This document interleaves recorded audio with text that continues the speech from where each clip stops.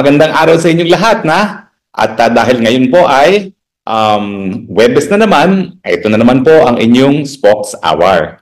O ano, napuyat din ba kayo kakapanood ng Quad Committee featuring former President Rodrigo Roa Duterte at Sara Duterte? Alam mo, napakadaming nasa isip ko talaga hapon eh. Hindi ko maintindihan ano ba ang magiging endgame ng talaga namang pagbatikos ni FPRRD sa Quad Committee at saka dun sa kanyang mga kalaban. Kasama na dyan si Laila de Lima at saka si Trillanes, no? Na talaga namang binoljak niya ng binoljak, no? Kaya naman, wagi pa rin ng Presidente Duterte kasi kaya mang maboljak, pero hindi ka nagagalit sa kanya kasi alam mo na parang it's a different way na ginagawa niya. Hindi naman parang evil way of doing it, no? Pero alam mong nabubuisit siya at nangkakana siya, no? Pero anyway, malinaw po sa nakita ko kahapon na alam niyo itong investigasyon sa Quad pagdating sa EJK, ito ay in aid of investigation of the International Criminal Court. Kasi nga po, hindi nakipagtulungan ng dating Presidente Duterte, yung mga dating general na inaakusa rin nila, kasama na si General Bato, si Senator Bato, at yung mga 5 pang general. Kaya ang ginagawa nila ito sa pamamagitan ng Quad Committee. Now, dati-rati narinig ko na matapos mag-adopt ng resolution ang House Human Rights Committee na dapat imbestigahan at makipagtulungan sa ICC, na meron na mga tao na taga-ICC na in fact hinarap ng Kongreso. Nakipagkita sila sa Kongreso at nangako na nakipagtulungan. Ngayon naman, may source na lumapit sa akin at kay Maharlika na pinapakita pa yung mga passport ng 2 tao kasama isang Filipino-American na nagiging translator na naririto na sa Pilipinas at nagtatrabaho daw dyan sa isang hotel na pag-aari ni Zaldico, no? So kapag pinagtugma-tugma mo itong mga impormasyon nito, para bagang ginagawa ngayon ng Quad Committee ang hindi magawang lantaran ng ICC investigators. Kunwari, hindi nakikipagtulungan sa ICC investigators, pero lahat ng mga tanong ng ICC investigators itinatanong ng mga congressmen. Hindi ba kayo nagtataka? Lahat binabasa. Wala naman ang gagaling sa sarili nilang kaalaman. Lahat binabasa. Hindi lang yung law office na nag-aabogado kay speaker ang gumagawa ng script. Sigurado ko pati mga investigators ng ICC ay naririyan na yung mga tanong nila. No? Na ang hindi nila naintindihan, bago kasi itong crimes against humanity. Hindi to ordinary murder. Kaya nga natatawa ko yung Luis Tron na nagmamagaling, tinatanong yung mga iba't ibang klaseng principal. Hindi po sa pagiging principal ang prosecution ng crimes against humanity. By definition po, ang crimes against humanity is either widespread or systematic, targeting of civilians, at tinatarget mo sila dahil sila ay civilian. So dun sa definition pa lang, napakahirap naman na maging crimes against humanity itong mga namatay sa war on drugs kasi hindi naman sila tinarget dahil sila ay civilian. Tinarget sila dahil ito ay kabahagi na isang national police action against drugs. At alam nyo, ang buong daigdig naman po ay committed din para doon sa gera laban sa droga. Hindi lang po yan sa Pilipinas. In fact, merong isang international organization na nandyan po sa UN headquarters sa Vienna, Austria. Yung drugs, no, UN drugs body na siyang nag-uugnay-ugnay, nagtutugma-tugma at nagsasama-sama, naghuhimok sa mga bansa na makipag-cooperate sa isa't isa para dito nga sa gera laban sa droga. Ibig sabihin, yung gera laban sa droga, hindi lang po si Duterte yan. Ang buong mundo kasama ang UN system ay naglunsad po talaga ng gera laban sa droga. So, ano ang tingin ko? Minahita pa sila. Kasi nga po, yung mga tanong naman nila kasi, nakatutok sa pananagutan sa ordinary murder. At si Presidente naman, dating Presidente Duterte, dahil siya ay isang abogado at isang dating piskal, alam niya yung elements ng murder. So kahit anong admission ang gawin niya, kung hindi naman niya inaamin kung sino di umano yung napatay niya, wala ka pa rin mapuprebahan. Sure, admissible yan. Pero yung admissible, ibig sabihin tatanggapin. Hindi naman po yan sapat na ebidensya para proof beyond reasonable doubt. Kasi in the first place, kahit siya umamin na siya'y pumatay, hindi naman sinabi kung sino yung pinatay niya. O paano mo gagamitin ngayon yung kay Presidente sa pagkamatay ni Juan de la Cruz? Hindi naman yung sinabi na akong pumatay kay Juan de la Cruz o ako nagpapatay kay Juan de la Cruz. Pero, yung criminal crimes against humanity, para nga ikaw ay masintensyahan para dyan, kinakailangan ipatunayan mo na tinarget yung mga biktima dahil sila ay sibilyan. Hindi po yan mapopruebahan pagdating sa war on drugs kasi yung pag-target nila, hindi dahil sila ay sibilyan, kung hindi, tinatarget nila yung mga nagtutulak ng droga sa ating lipunan.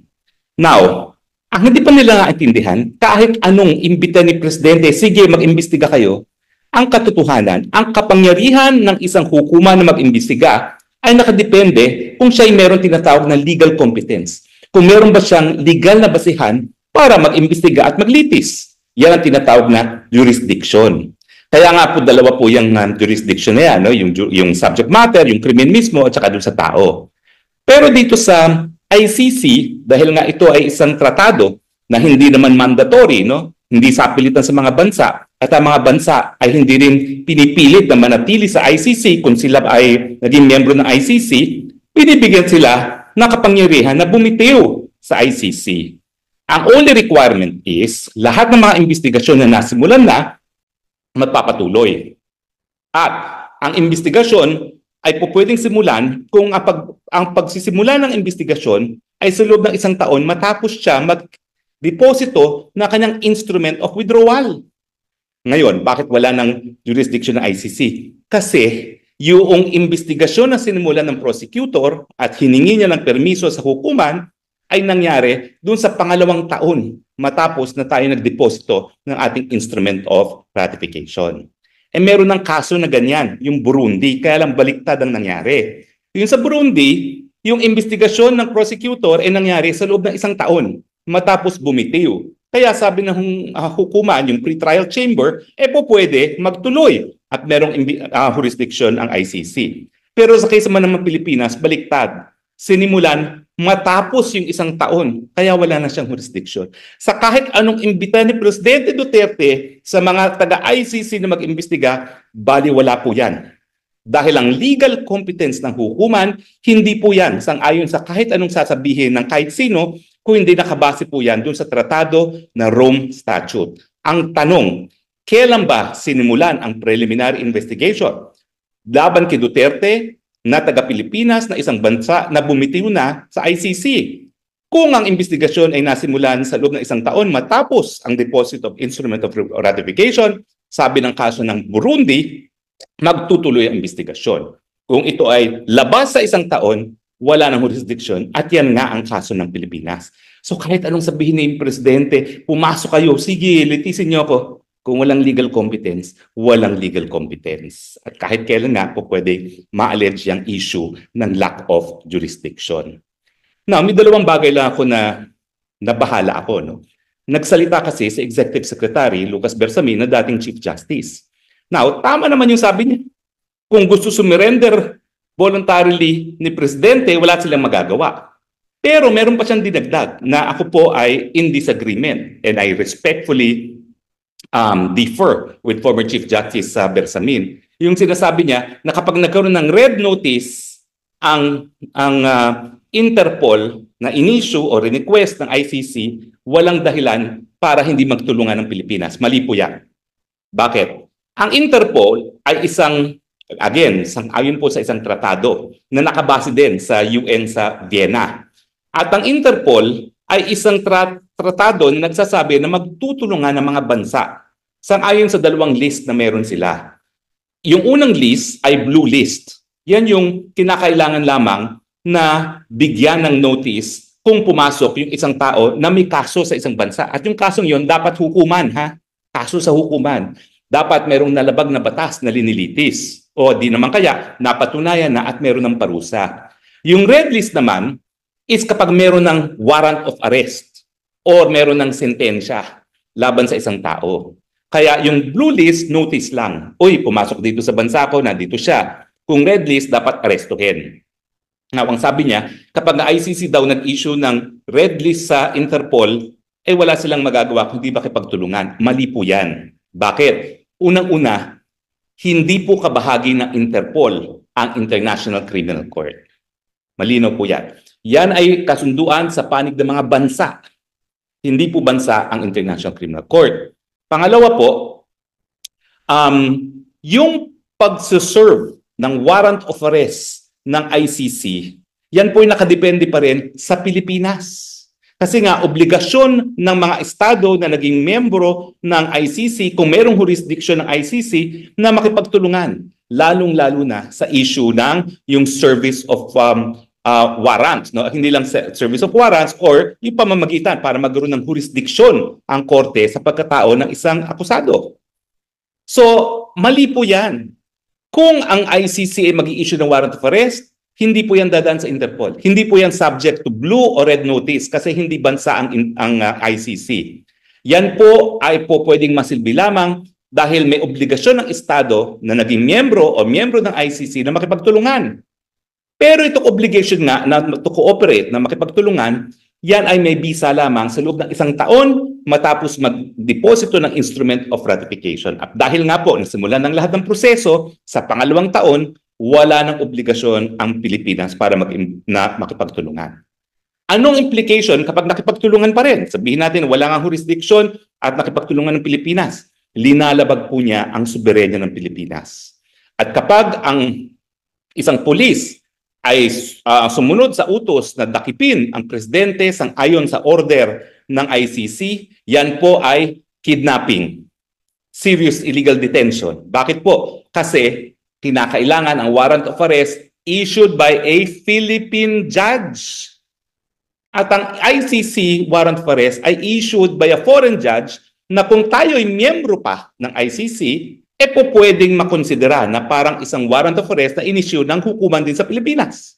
Pero dahil hindi na nga po tayo miyembro at paso na at wala, nung nagsimula ang investigasyon at nawala na nung jurisdiction ng hukuman, naku po, illegal detention na po ang mangyayari dyan kapag inaresto nila ang presidente. Sang-ayon sa bisa ng warrant of arrest na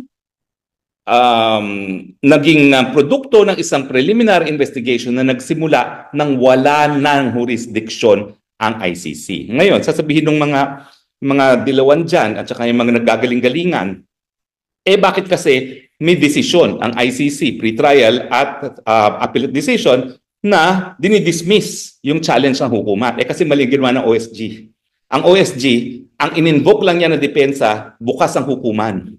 Hindi nila in-invoke ang depensa na hindi na kami miyembro at bumitiw kami at nagsimula ang preliminary investigation matapos ang 1 taon, matapos kami magbitiw. Sabi pa nga ng appellate tribunal, hindi mo yan release during the pre-trial chamber proceedings, hindi mo po pwede i-raise yan for the first time on appeal sa appellate tribunal. Pero lininaw ng parehong hukuman, pre-trial at saka appellate division ng ICC, na yung kanilang decision na dismiss ang challenge ng Pilipinas based on yung tinatawag na local courts are able and willing to prosecute. Hindi siya decision on jurisdiction kasi sabi nila, yung prinsipyo na merong Philippine courts that are able and willing na tinatawag natin complementarity, in the first place, hindi mo i-invoke ang complementarity kung sa tingin mo walang jurisdiction. I-invoke mo lang ang complementarity kung merong jurisdiction ang hukuman. Kasi ganun yon. Assuming may jurisdiction ang hukuman, isa pang balakid sa pagpapatuloy ng ICC, kung bukas at gumagana mga hukuman. Dahil ang Pilipinas, ang kinuwestiyon lang ay bukas ang mga korte sa Pilipinas. Hindi nila kinuwestiyon yung jurisdiction, natural. Hindi nagdesisyon ang ICC tungkol dito sa issue ng jurisdiction. At lininaw nila na yung decision nila sa pre-trial at sa appeal ay hindi desisyon sang-ayon sa prinsipyo ng jurisdiction.